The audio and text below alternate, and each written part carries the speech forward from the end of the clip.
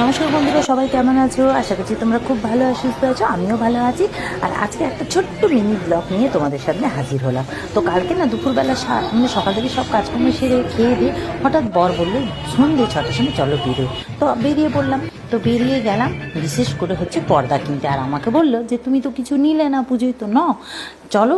তো আমি বললাম ঠিক আছে চলো। তারপরে পর্দা কিনলাম, ঘরের সব পর্দা কিনলাম। পর্দা কিনে স্টাইল বাজারে ঢুকলাম, পাশেই ছিল।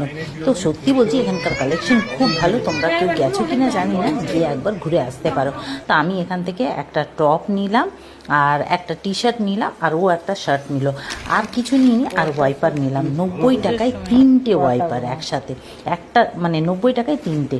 আর একটু শর্টস কিনলাম ওদের জন্য।